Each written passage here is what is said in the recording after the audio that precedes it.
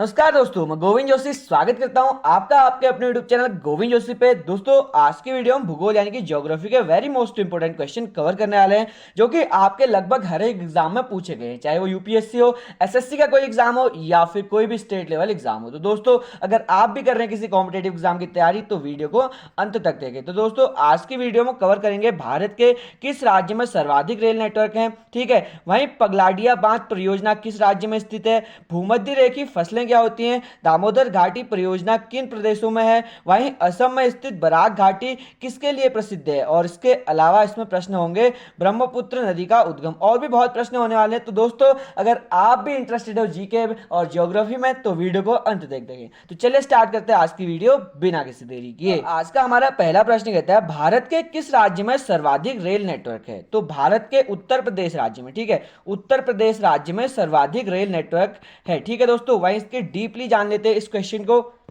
तो दोस्तों, इसके इंपॉर्टेंट पॉइंट जानते हैं। तो इसका पहला प्रश्न कहता है, भारत रेल सेवा कब शुरू हुई। तो भारत रेल सेवा सन 1854 में शुरू हुई। कब हुई? सन 1854 में, ठीक है। भाई, भारत में कुल कितने रेलवे मंडल है। तो भारत में 68 रेलवे मंडल हैं, 68 रेल मंडल हैं, ठीक है, 68 रेल मंडल हैं। इसके अलावा रेलवे के मामले में भारत का विश्व में स्थान क्या है। तो भारत चौथे नंबर पर आता है, ठीक है। फर्स्ट में आता है अमेरिका, दूसरे में आता है चाइना, तीसरे में आता है रूस, ठीक है।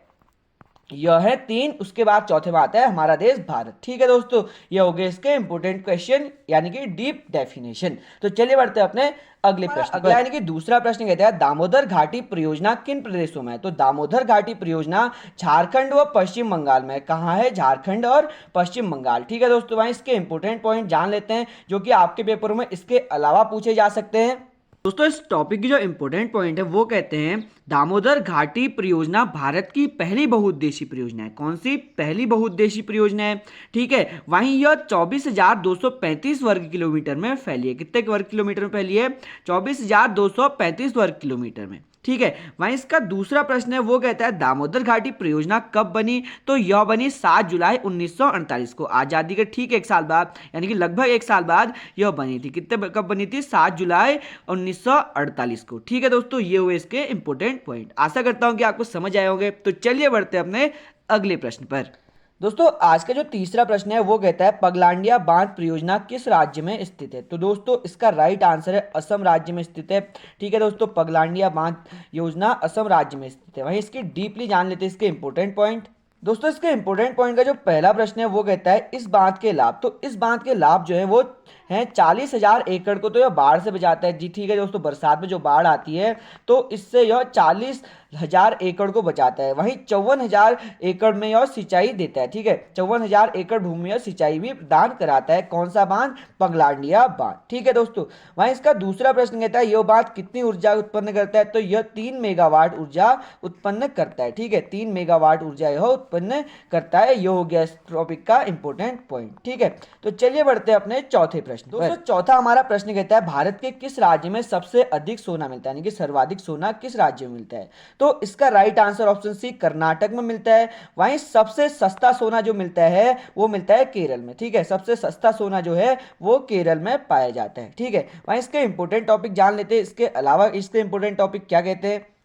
दोस्तों, इसके इंपोर्टेंट पॉइंट का जो पहला प्रश्न कहता है वो कहता है, भारत में सबसे प्रमुख खदानें कर्नाटक के कोनारो-हट्टी में स्थित है, यानी कि जो कर्नाटक है उसमें कोनारो-हट्टी में इसकी प्रमुख खदानें हैं। वहीं आंध्र प्रदेश में रामगिरी में इसकी प्रमुख खदानें स्थित है, ठीक है दोस्तों। कर्नाटक में कोनारो-हट्टी में, वहीं आंध्र प्रदेश में रामगिरी में इसकी प्रमुख खदानें हैं। ये हो गया इसका इंपोर्टेंट पॉइंट। आशा करता हूं कि आपको समझ आया होगा। समझ आया तो कॉमेंट करके जरूर से बताना। तो चलिए बढ़ते हैं अपने अगले प्रश्न पर। दोस्तों, आज का हमारा पांचवा प्रश्न कहता है, निम्नलिखित में से कौन सी फसल भूमध्य रेखी फसल है। तो दोस्तों, इसका राइट आंसर ऑप्शन सी, केला। केला भूमध्य रेखी फसल है, ठीक है दोस्तों। वही इसके इंपोर्टेंट टॉपिक जान लेते हैं कि इसका इंपोर्टेंट टॉपिक डीपली क्या कहता है।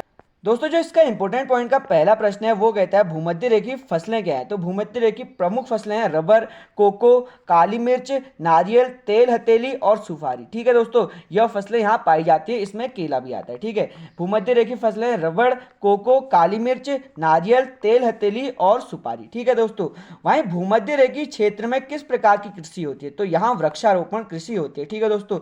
यहाँ रोपण कृषि होती है, यानी कि वृक्ष को रोपा जाता है, उसके बाद इसमें फल लगता है, ठीक है। ये हो गया इसका इंपोर्टेंट पॉइंट। आशा करता हूं कि आपको समझ आएगा। तो चलिए बढ़ते हैं अपने अगले प्रश्न पर। तो दोस्तों आज का हमारा अगला यानी कि छठा प्रश्न कहता है असम में स्थित बराक घाटी किसके लिए प्रसिद्ध है। तो दोस्तों असम में स्थित बराक घाटी चाय के लिए प्रसिद्ध है। ठीक है, वैसे तो चाय के लिए पूरा असम प्रसिद्ध है, पर बराक घाटी स्पेशल है क्योंकि ये चाय के लिए, चाय का प्रमुख उत्पादन यही होता है असम में। ठीक है दोस्तों, वहाँ इसके इंपॉर्टेंट टॉपिक जान लेते हैं। तो इसके इंपॉर्टेंट पॉइंट का जो पहला प्रश्न कहता है वो कहता है बराक घाटी असम के दक्षिण क्षेत्र में स्थित है। ठीक है, बराक घाटी कहाँ स्थित है, तो यह दक्षिण क्षेत्र में स्थित है। वहीं सिलचर इस घाटी का प्रमुख नगर है। अगर आपके पेपर में आता है कि बराक घाटी का प्रमुख नगर क्या है, तो यह है सिलचर। ठीक है दोस्तों, वहीं इस घाटी का नाम बराक नदी पर रखा गया है। ठीक है, जो बराक नदी है उस नदी पर इस घाटी का नाम रखा गया है। ठीक है, यह है इसको इंपॉर्टेंट पॉइंट। अगर आपके पेपर में पूछा जाता है बराक घाटी कहाँ स्थित है, तो असम के दक्षिण क्षेत्र में स्थित है। वहीं यहाँ का प्रमुख शहर कौन सा है, तो यह शहर है सिलचर। वही बराक घाटी किस नदी पर बनी है, तो यह बराक नदी पर बनी है। ये हो गए इसके इंपॉर्टेंट पॉइंट। ठीक है दोस्तों, तो चलिए बढ़े अपने अगले प्रश्न पर। अगला यानी कि सातवां प्रश्न हमारा कहता है भारत में अधिकतर खनिज खदानें किस राज्य में स्थित है। तो दोस्तों इसका राइट आंसर है गुजरात। अगर आपके पेपर में राजस्थान की जगह गुजरात मेंशन किया होगा तो गुजरात आएगा। वैसे अगर बात करें सबसे अधिक खदानों की, तो वो है राजस्थान में। ठीक है दोस्तों, राजस्थान में। वहीं सबसे अधिक पेट्रोलियम जो खदानें हैं वो गुजरात में पाई जाती है। ठीक है, सबसे अधिक पेट्रोलियम खजाने कहाँ हैं, तो गुजरात में पाई जाती हैं। अगर आपके पेपर में इस प्रकार का क्वेश्चन पूछा जाता है तो गुजरात ही आएगा, बट अगर राजस्थान मेंशन होगा तो राजस्थान इसका राइट आंसर हो जाएगा। अगर गुजरात और राजस्थान में दो ऑप्शन आएंगे तो राजस्थान में टिक करना है, अगर राजस्थान ऑप्शन में नहीं है तो गुजरात पे टिक करना है। ठीक है दोस्तों, क्योंकि सबसे अधिक पेट्रोलियम गुजरात में ही पाई जाती है। वहीं इसके इंपॉर्टेंट टॉपिक जान लेते हैं। इसके अलावा इंपॉर्टेंट पॉइंट कहते हैं कुल खदानें कितनी हैं, यानी कि भारत में कुल कितनी खनिज खदानें हैं। तो भारत में 600 कोयले की खदानें हैं,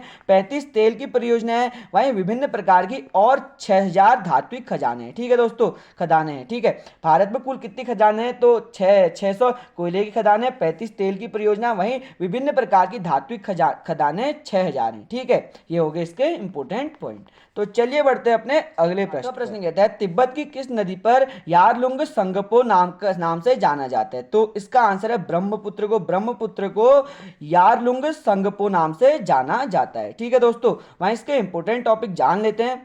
इंपॉर्टेंट पॉइंट का जो पहला प्रश्न है वो कहता है ब्रह्मपुत्र नदी का उद्गम कहां से हुआ है, तो ये हुआ है अंगसी ग्लेशियर तिब्बत से। ठीक है, अंगसी ग्लेशियर तिब्बत से इसका उत्पत्ति हुई है। वहीं ब्रह्मपुत्र नदी कहां कहां बहती है, तो ये मुख्यतः भारत और बांग्लादेश में बहती है। ठीक है दोस्तों, ब्रह्मपुत्र नदी की कुल लंबाई कितनी है, तो यह है 2900 किलोमीटर। कितनी है, 2900 किलोमीटर इसकी टोटल लंबाई है। ठीक है दोस्तों, जो भारत और बांग्लादेश में बहती है, वहीं इसका उद्गम हुआ है अंगसी ग्लेशियर से। ठीक है, ये हो गया हमारा प्रश्न का इंपॉर्टेंट पॉइंट। अब आ जाते हैं अपने नवे प्रश्न पर। तो नवा प्रश्न हमारा कहता है रानीगंज कोयला मीथेन क्षेत्र किस राज्य में स्थित है। तो रानीगंज कोयला मीथेन क्षेत्र पश्चिम बंगाल में स्थित है। ठीक है दोस्तों, पश्चिम बंगाल में स्थित है, यानी कि वेस्ट बंगाल में यह स्थित है। ठीक है, वहीं इसके इंपॉर्टेंट टॉपिक जान लेते हैं। तो इसके इंपॉर्टेंट पॉइंट का जो पहला प्रश्न है वो कहता है इस क्षेत्र में पहला कोयला खनन कब हुआ। तो दोस्तों इस क्षेत्र का, भारत का पहला कोयला खनन 1774 ईस्वी में हुआ था। ठीक है दोस्तों, अगर भारत का पहला कोयला खनन कब हुआ, तो वो भी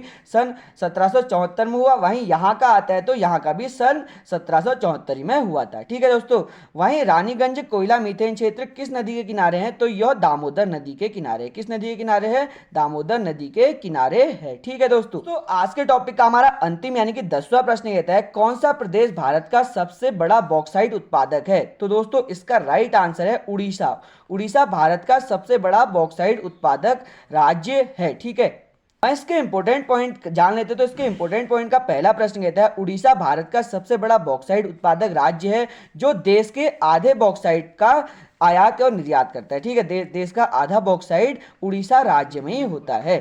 ठीक है, यह इसके इंपॉर्टेंट पॉइंट। आशा करता हूं कि आपको सभी इंपॉर्टेंट पॉइंट अच्छे से समझ आए होंगे। अच्छे से समझ आए तो एक लाइक जरूर से करें और प्यारा सा कमेंट जरूर से करें ताकि हमारा मोटिवेशन लेवल बना रहे। और ऐसी मोर इंटरेस्टिंग वीडियो देखना चाहते हैं तो सब्सक्राइब भी जरूर से करें। बहुत बहुत धन्यवाद आपका इस वीडियो को देखने के लिए।